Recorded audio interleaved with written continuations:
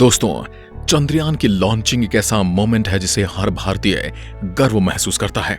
इसरो के वैज्ञानिकों ने बताया है कि चंद्रयान 3 ने अपनी पहली परीक्षा पास करते हुए पृथ्वी की पहली ऑर्बिट में एंट्री कर ली है। इसरो ने ट्वीट करते हुए बताया कि इस प्रक्रिया को चंद्रयान ने सफलतापूर्वक पार कर लिया है। चंद्रयान 3 फिलहाल पृथ्वी के एक ऑर्बिट में है। इस ऑर्बिट की पृथ्वी से न्यूनतम दूरी 173 किलोमीटर होगी और अधिकतम दूरी 41,762 किलोमीटर होगी, यानी कि पृथ्वी के चारों ओर एक अंडाकार रास्ते से ऑर्बिट करेगा। दोस्तों, इसे आप इसरो के वैज्ञानिकों की मेहनत और लगन का नतीजा मान लीजिए कि 4 साल बाद फिर से हमने चांद के अधूरे मिशन को पूरा करने की तैयारी कर ली है। चंद्रयान को बहुत कम समय में और कम लागत में तैयार किया गया है। भारत ने मात्र 600 करोड़ रुपए की लागत में चंद्रयान 3 को तैयार किया है और अपने बुलंद हौसलों के साथ इसने चांद की तरफ अपनी रफ्तार पकड़ ली है। बीते सोमवार को चंद्रयान 3 को लॉन्च कर दिया गया है। भारतीय एजेंसी इसरो ने दुनिया भर में देश का नाम रोशन किया है। आज हर जगह चंद्रयान 3 की ही चर्चाएं हो रही हैं। शुक्रवार को LVM-3M4 रॉकेट से सफलतापूर्वक अलग होकर चंद्रयान 3 ने पहली परीक्षा को पास कर लिया था। इसरो ने इस मेगा मिशन के बारे में दोबारा गुड न्यूज दी है। उन्होंने बताया कि चंद्रयान की पहली ऑर्बिट मैन्यूवरिंग को सफलता से पूरा कर लिया गया है। दूसरे शब्दों में कहें तो इसरो ने चंद्रयान 3 की पहली कक्षा को कामयाबी के साथ बदल दिया है। दोपहर 12:05 पर यह बदलाव किया गया। इस बदलाव के साथ चंद्रयान 3 की दूरी बढ़ाई गई है और लंबी दूरी बढ़ाकर 42,000 किलोमीटर की गई है। चंद्रयान 3 मिशन अब तक बिल्कुल परफेक्ट चल रहा है। इस पर इसरो के वैज्ञानिकों की नजरें टिकी हुई हैं। कक्षा के बदलाव के बाद चंद्रयान 3 अब 42,000 किलोमीटर के ऑर्बिट में धरती के चारों ओर चक्कर काट रहा है। चंद्रयान 3 को लॉन्चिंग के बाद LVM-3M4 रॉकेट के जरिए अंडाकार कक्षा में डाला गया था। इसमें धरती से कम दूरी वाली पोजीशन की दूरी 179 किलोमीटर की थी, वहीं लंबी दूरी की पोजीशन की दूरी 36,500 किलोमीटर थी। कक्षा में पहला बदलाव के तहत एपोजी को बढ़ाकर 42,000 किलोमीटर किया गया है। इसरो ने शुक्रवार को आंध्र प्रदेश के श्रीहरिकोटा LVM-3M4 रॉकेट के जरिए अपने तीसरे मून मिशन चंद्रयान 3 का सफल प्रक्षेपण किया है। इस मिशन के तहत चांद की सतह पर एक बार फिर सॉफ्ट लैंडिंग का प्रयास किया जाएगा। इसमें सफलता मिलते ही भारत ऐसी उपलब्धि हासिल कर चुके अमेरिका, रूस और चीन जैसे देशों के क्लब में शामिल हो जाएगा। भारत इस तरह का कीर्तिमान स्थापित करने वाला दुनिया का चौथा देश बन जाएगा। शुक्रवार को उड़ान भरने के लगभग 16 मिनट बाद चंद्रयान 3 LVM-3M4 रॉकेट से सफलतापूर्वक अलग हो गया था और यह चांद की कक्षा की ओर बढ़ते हुए धरती से 170 किलोमीटर के निकटतम पेरिस को और 36,500 किलोमीटर की सुदूरतम बिंदु एपोजी पर अंडाकार चक्र में लगभग 5-6 बार धरती की परिक्रमा करेगा। चंद्रयान 3 का मुख्य उद्देश्य लैंडर को चंद्रमा की जमीन पर सुरक्षित उतारना है। उसके बाद रोवर प्रयोग करने के लिए बाहर निकलेगा। लैंडर से बाहर निकलने के बाद प्रपल्शन मॉड्यूल द्वारा लिए गए पेलोड का जीवन 3 से 6 महीने के बीच में है। आपको ये जानकर खुशी होगी कि हमारा ये चंद्रयान 3 मिशन चांद के उस हिस्से में जाने वाला है जहां आज तक कोई नहीं गया। इस हिस्से का नाम है लूनार साउथ पोल, जहां पानी और दूसरी चीजों के होने की काफी ज्यादा संभावनाएं बताई जा रही हैं। और यहां पर आपको बता दें कि चंद्रमा पर पानी की खोज भी भारत ने ही की है। चंद्रयान 3 लूनार साउथ पोल पर पानी और खनिजों की तलाश करने वाला है। साथ ही उस क्षेत्र में मौजूद मिट्टी और धूल का भी परीक्षण करेगा। दोस्तों, पिछली बार चंद्रयान 2 में रह गई कुछ कमियों को देखते हुए चंद्रयान 3 में कई बदलाव किए गए। इस बार इसरो ने इसमें 21 बदलाव किए हैं। साथ ही चंद्रयान 3 की लैंडिंग साइट का भी दायरा बढ़ाया गया है। इसके साथ ही वैकल्पिक लैंडिंग की व्यवस्था भी की गई है, यानी कि अगर पहली लैंडिंग में कोई गड़बड़ आ जाती है तो अल्टरनेट तौर पर दूसरे तरीके से लैंडिंग करवाई जा सकती है। चंद्रयान 3 में चंद्रयान 2 के मुकाबले ईंधन की मात्रा भी ज्यादा लगी है। इस लॉन्चिंग के बाद इसरो को दुनिया के हर कोने से बधाइयां मिलनी शुरू हो गई हैं और हमारी तरफ से भी इनको बहुत बहुत बधाई। दोस्तों, इससे पहले चीन ने भी 2010 में चंगाई 2 मिशन चंद्रमा पर भेजा था। वह 4 दिन में चांद पर पहुंच गया था। इसके बाद चाइना का अगला मिशन चंगाई 3 भी पहुंच गया था। सोवियत संघ का पहला लूनर मिशन लूना 1 सिर्फ 36 घंटे में चांद के नजदीक पहुंच गया था। अमेरिका का अपोलो 11 कमांड मॉड्यूल कोलंबिया भी 3 एस्ट्रोनॉट्स को लेकर 4 दिन से थोड़ा ज्यादा समय में पहुंच गया था। हालांकि चंद्रयान 3 के 23 अगस्त को चंद्रमा के दक्षिणी ध्रुव पर सॉफ्ट लैंडिंग की योजना है। अभी तक सिर्फ 3 देश अमेरिका, रूस और चीन ही ऐसा कर चुके हैं।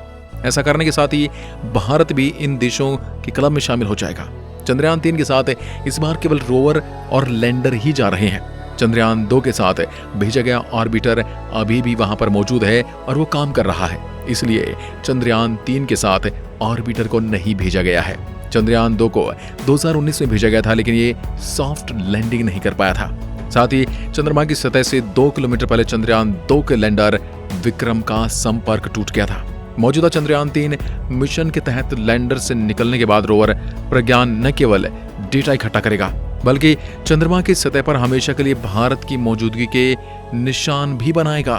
रोवर का पिछला पहिया इस तरह से डिजाइन किया गया कि यह आगे बढ़ने पर अपने पीछे चंद्रमा की सतह पर सारनाथ में अशोक के स्तंभ से लिया गया भारत का राष्ट्रीय चिन्ह वहां पर छापेगा। इसका दूसरा पिछला पहिया इसरो का निशान प्रिंट करेगा, जो हमेशा के लिए चांद पर भारत की मौजूदगी का प्रमाण होगा। चंद्रयान 3 मिशन के अंतर्गत इसका रोबोटिक उपकरण 24 अगस्त तक चांद के उस हिस्से पर, जिसे शेकल्टन क्रेटर कहते हैं, उस पर उतर सकता है जहां अभी तक किसी भी देश का कोई भी अभियान नहीं पहुंचा है। इसी वजह से पूरी दुनिया भारत को उम्मीद की निगाहों से देख रही है। दोस्तों, अगर चंद्रयान 3 मिशन लैंडर को उतारने में सफल हो जाता है तो अमेरिका, चीन और पूर्व सोवियत संघ के बाद भारत चंद्रमा की सतह पर सॉफ्ट लैंडिंग की तकनीक में महारत हासिल करने वाला चौथा देश बन जाएगा। और जिस जगह पर भारत लैंड करने वाला है, वहां पर लैंड करने के लिए सिर्फ भारत ही पहला देश होगा। चंद्रयान 2 जब सॉफ्ट लैंडिंग में विफल हो गया था, तब इसका लैंडर विक्रम 7 सितंबर 2019 को सॉफ्ट लैंडिंग का प्रयास करते समय ब्रेकिंग प्रणाली में गड़बड़ी के चलते चंद्रमा की सतह पर क्रैश हो गया था।